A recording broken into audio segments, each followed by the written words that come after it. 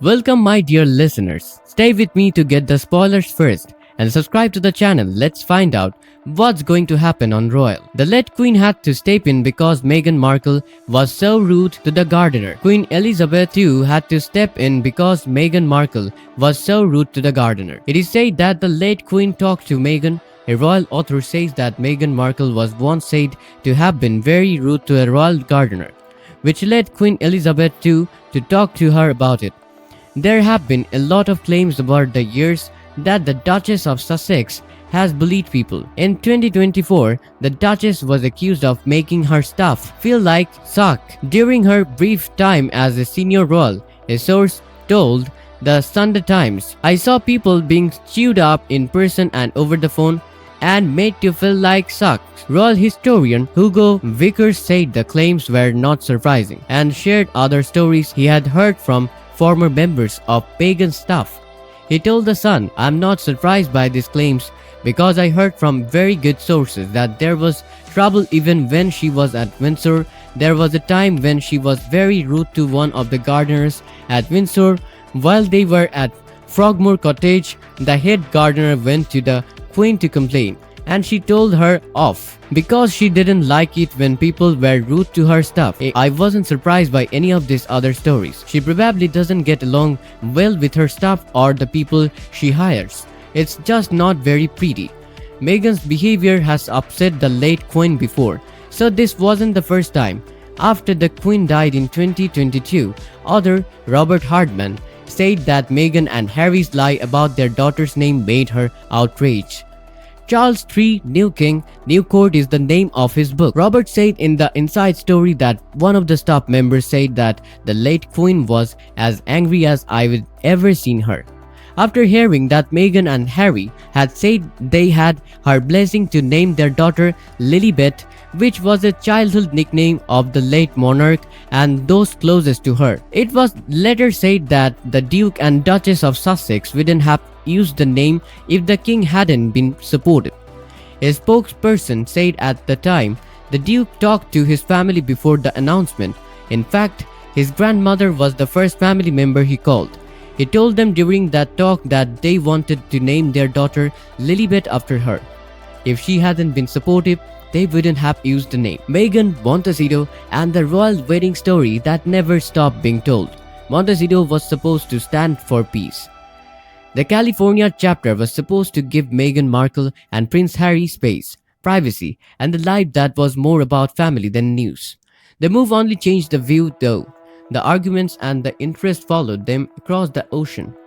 It seems like every new interview, public appearance, business launch, and old photo from their royal life brings up the same question. What really happened during the wedding in that palace? And in the years that followed, that's why people are still so interested in what royals have to say about Meghan. People have always thought of her story as both new and old at the same time. Even though she's no longer a working royal, she's still one of the most talked about women in the royal family that makes every rumor last a long time. A random quote turns into a theory. A guesswork headline turns into a decision. And even years later, a memory from 2018 wedding can be put together again as if it were new evidence. The wedding was a perfect royal show. It had a lot of people and a lot of ceremony, a lot of emotion, and a lot of interest from around the world. It wasn't just Prince Harry and Meghan Markle's wedding. It was a cultural event that millions of people watched because they saw something more than just romance in it. Some people saw renewal, a chance for the monarchy to modernize, the promise of a royal future that is more open and diverse. Some people saw it trouble from the start, a clash between celebrity culture and royal protocol, between a woman who does what she wants and an institution that is based on self-control. That different interpretation has never gone away. Since then, almost everything related to that day has been looked at again. The guests, the way the family got along, the tears, the dress, the service, the music, the seating, and the body language. People look back not only because they are interested in the wedding, but also because they think it held clues to everything that happened after. That is the lasting power of royal stories. It changes celebration into foreshadowing and ceremony into proof. But what people remember is not the same as what happened. People who follow the royal family often mix up the emotional afterglow of a story with the facts of the story. When people say ugly truths about the wedding, they usually mean that the event has turned into a battleground for different stories. People who support Meghan and Harry see a couple who were never really accepted. Critics say that the couple made their royal future more difficult by going too far outside of what was expected of them. It's common for both sides to be so set in their ways that they can't see the middle ground. Most of the time, reality is in the middle. In that way, Montecito has come to stand for everything that came after it.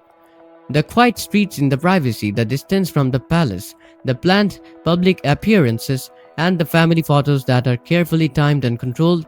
The couple wanted to leave one kind of system and enter another.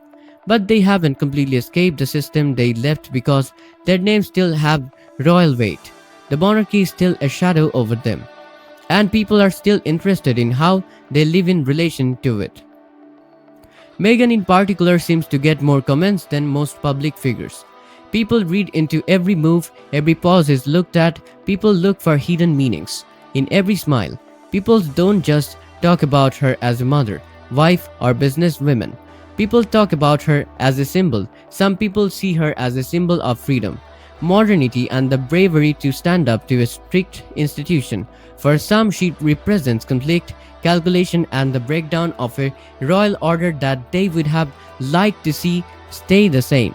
The tension is why she's never just who she is in the minds of the public.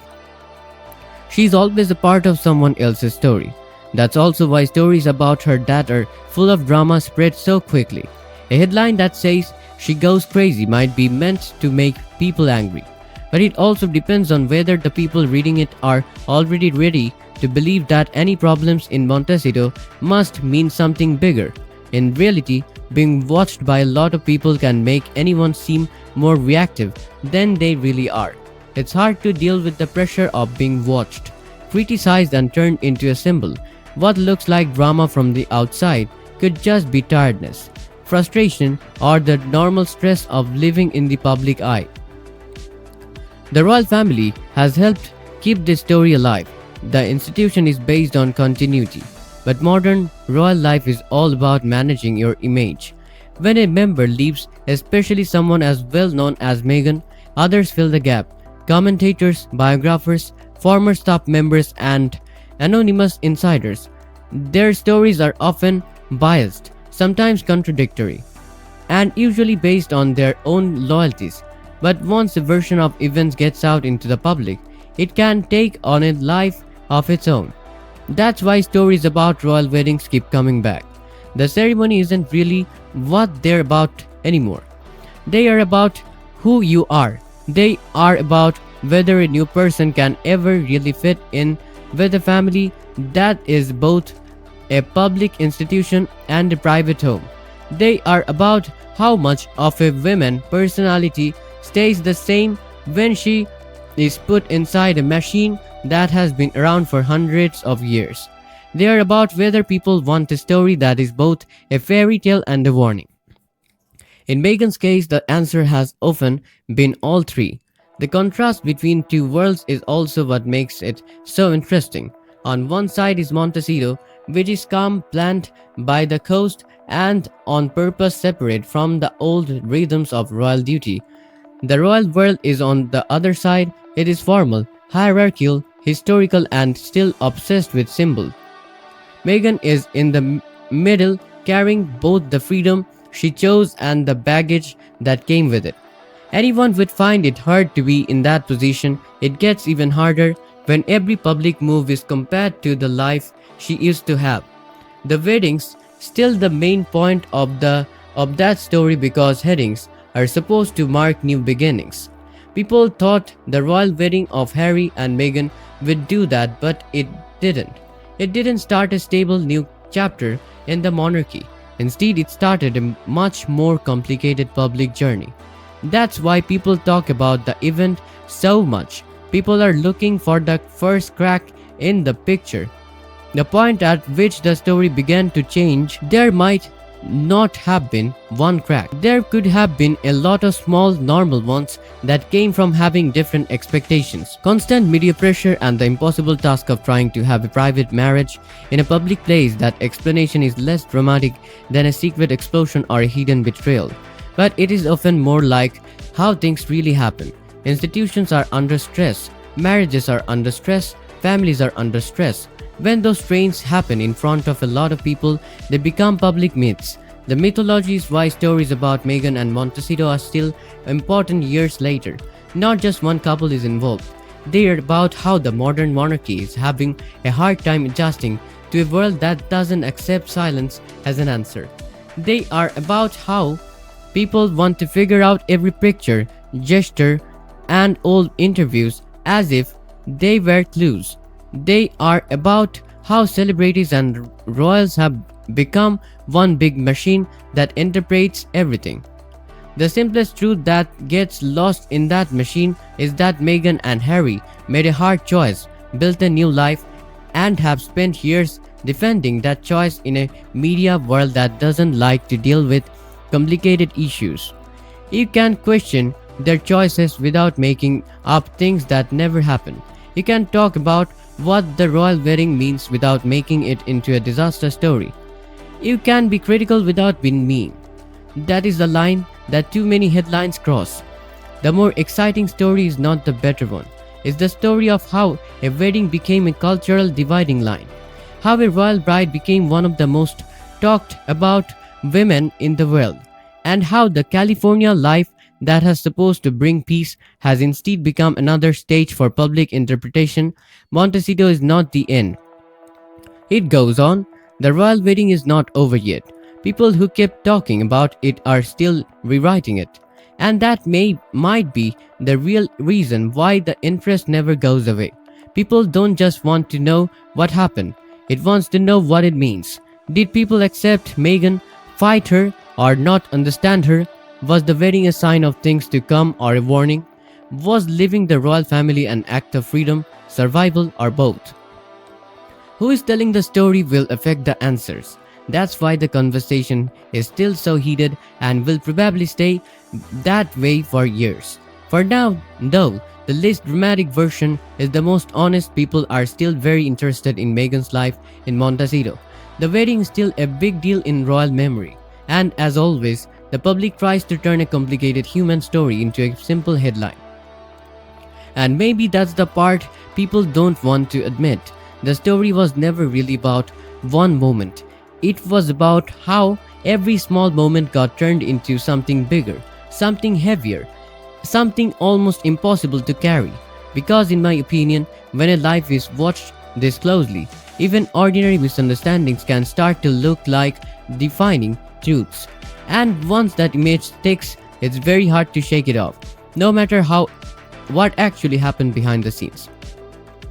And that raises a deeper question. Are we really watching facts unfold, or are we watching interpretations compete with each other, each one louder than the last, each one shaping how we feel before we even think?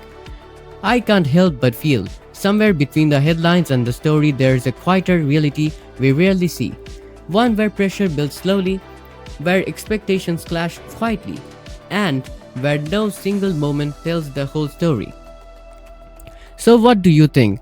Was this always a case of two worlds that simply couldn't meet in the middle, or did the constant spotlight make everything feel bigger than it truly was? And if you look back now, do you see a turning point or just a series of small moments that added up over time? Here's my prediction: this conversation isn't ending anytime soon. In fact, it may grow even stronger as more voices revisit the past and try to redefine what it all meant. And each new retelling might shift the story just a little more. Because in the end, the real mystery isn't just what happened, it's why we are still so drawn to it and what that says about us as much as it does about them. So stay with the story, not just for the headlines, but for the deeper meaning behind them. because the next perspective you hear might change everything just a little.